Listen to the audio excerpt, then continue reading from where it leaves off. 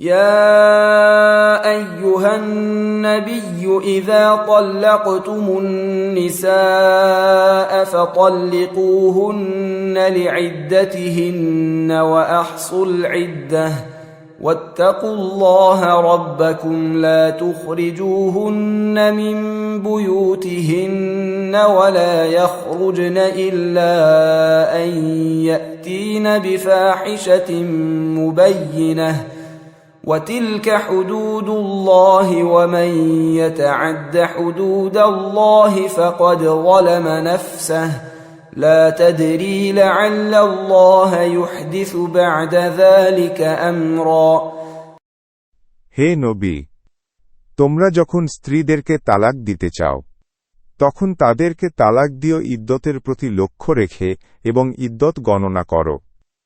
তোমরা তোমাদের পালনকর্তা আল্লাহকে ভয় করো। তাদেরকে তাদের গৃহ থেকে বহিষ্কার করো না এবং তারাও যেন বের না হয় যদি না তারা কোনো সুস্পষ্ট নির্লজ্জ কাজে লিপ্ত হয়। এগুলো আল্লাহর নির্ধারিত সীমা।